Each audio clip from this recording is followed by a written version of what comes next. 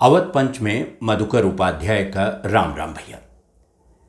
आज चर्चा कर लेते हैं हॉकी के जादूगर मेजर ध्यानचंद के बारे में। ध्यानचंद के बारे में किसी को कुछ बताने की ज़रूरत है ही नहीं, उनका परिचय देने की आवश्यकता नहीं है। जब तक वो थे उनकी हॉकी बोलती थी, जब वो उन्होंने हॉकी खेलना छोड़ दिया उनके किस्से बोलते थे।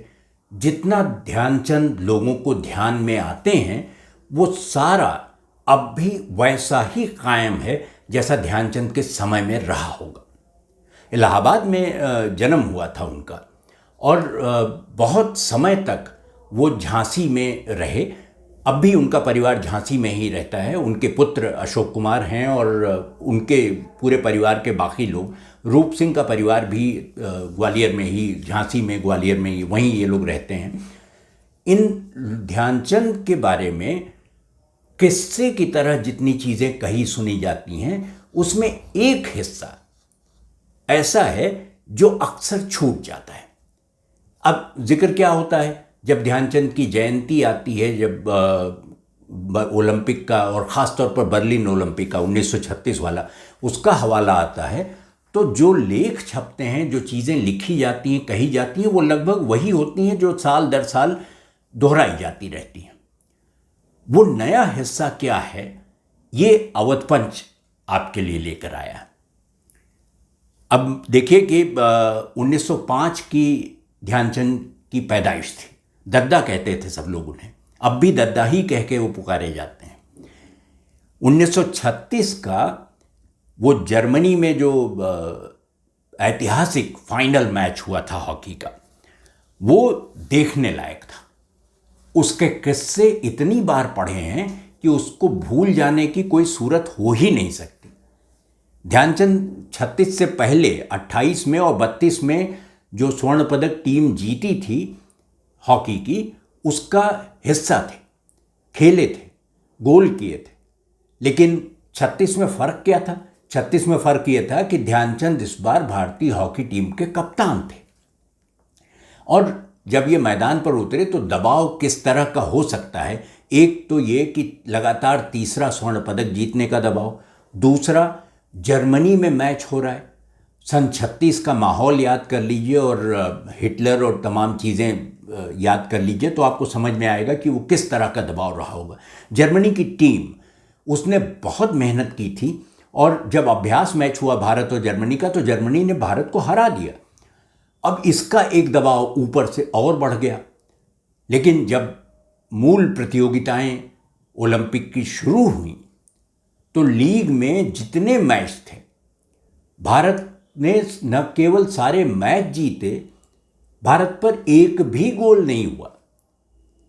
उसने अमेरिका को 7 गोल से हरा दिया, 7-0। जापान को 9 गोल से हरा दिया अगले मैच में, 9-0।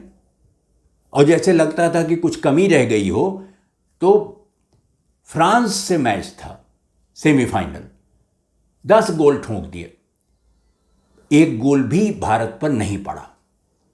अब जब 14 अगस्त को फाइनल होना था, लेकिन उस दिन बारिश हो गई बहुत तेज़, तो मैच टल गया और अगले दिन के लिए तय किया गया कि 15 अगस्त को ये मैच खेला जाएगा।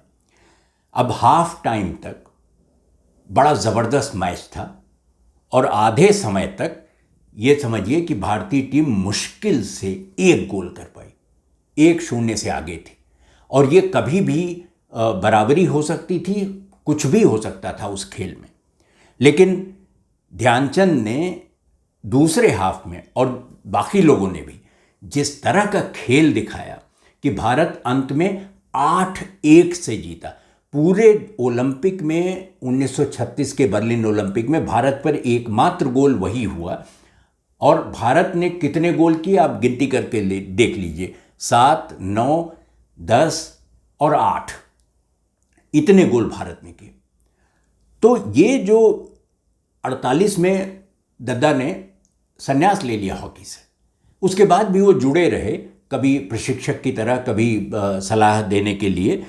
लेकिन सबसे मज़ेदार जो घटना है वो ये कि एक दिन वो क्रिकेट का मैच हो रहा था तो उन्होंने कहा कि ये क्या है, ये तुम लोग कैसे कर रहे हो?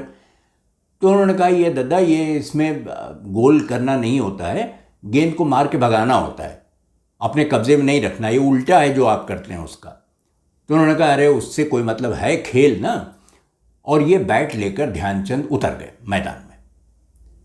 और ध्यानचंद ने उस मैच में, ये माउंट आबू में मैच हो रहा था हॉकी का, उसी के लिए ध्यानचंद जी वहाँ गए हुए थे और वहीं क्रिकेट का मैच भी चल रहा था। तो ये जब उतरे तो इन्होंने इतने चौके, इतने छक्के मारे कि वो सब हो गया। मतलब ऐसा लगा कि जैसे ध्यानचंद तो क्रिकेट खेलने के लिए ही उनका जन्म हुआ होगा।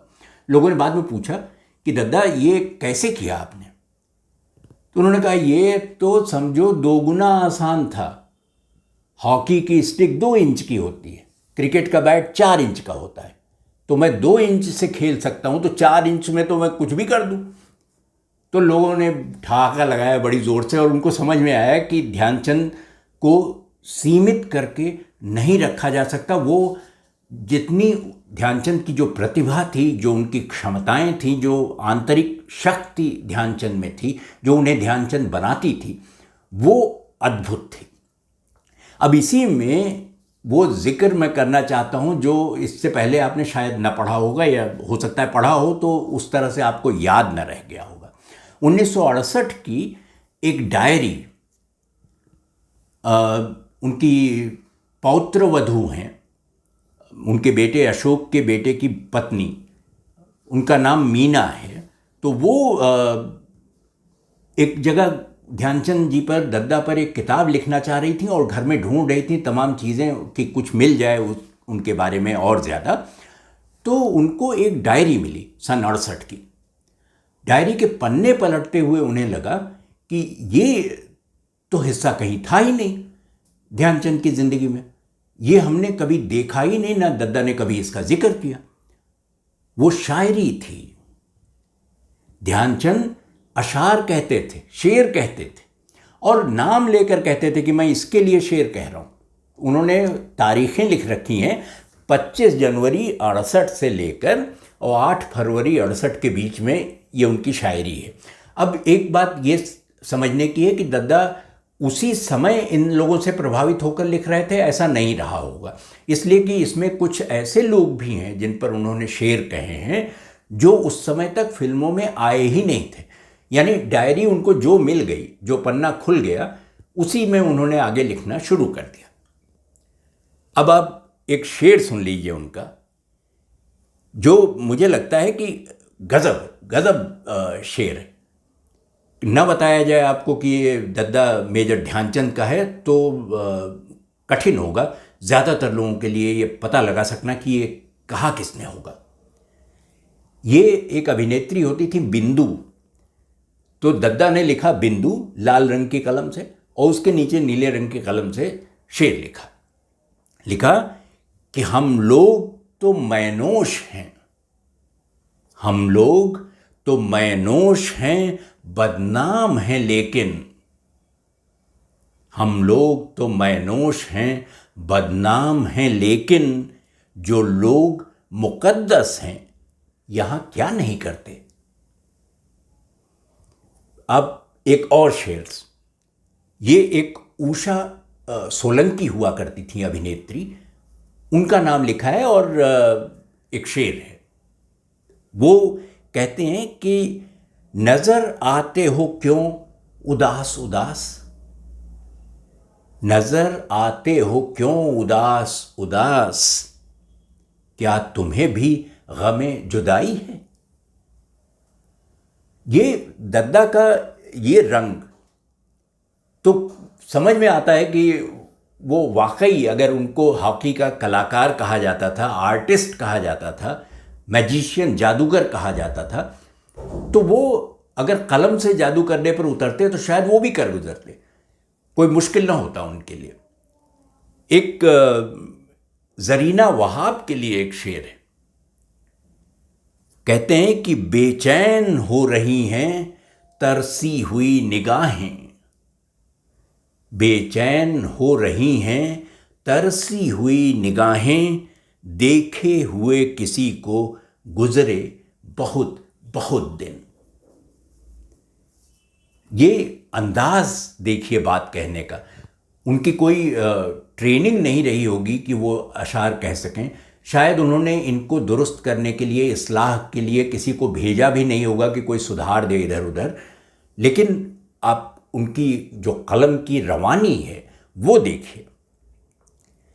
ज़ाहिरा के लिए एक शेर है उनका, जिसमें वो कहते हैं, हसरत लिए बैठे हैं खामोश निगाहों में, हसरत लिए बैठे हैं खामोश निगाहों में, शायद कोई आ जाए भूली हुई राहों में।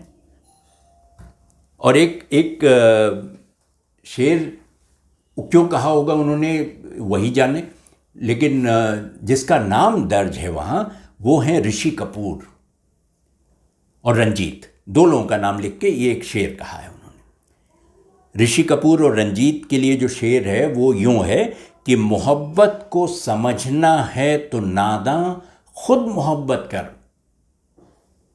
मोहब्बत को समझना है तो नादां खुद मोहब्बत कर, किनारे बैठकर अंदाज़े तूफान हो नहीं सकता। एक शेर और मैं पढ़ देता हूँ, ये भी वही 68 में ही लिखा हुआ है। अब जैसे ये शेर उन्होंने अमिताभ बच्चन का नाम लिख के लिखा है। अमिताभ बच्चन 1968 में सिनेमा में नहीं थे, 1969 में साथ हिंदुस्तानी आई थी, तब उसके साथ उनका सिनेमा में पदार्पण हुआ। लेकिन ये शेर अमिताभ के लिए है। उसमें कहते हैं, कभी हम उफ, कभी हाय, कभी फरियाद करते हैं, कभी हम उफ, कभी हाय, कभी फरियाद करते हैं, खुदाया क्यों नहीं मिलते जिन्हें हम याद करते हैं।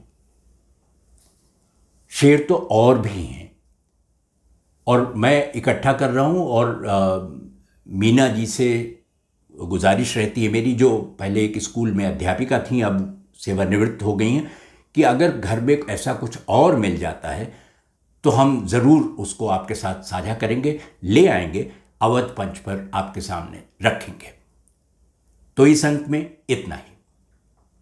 अगले अंक में भेंट होगी, तब किसी और विषय पर चर्चा करेंगे। तब तक आप अवध पंच देखते रहिए और हमें लिखिए awadhpanch@gmail.com पर। आपकी प्रतिक्रियाओं से हमें इस कार्यक्रम को बेहतर बनाने में मदद मिलेगी। तो अगले अंक में आपसे भेंट हो, तब तक के लिए राम राम भैया।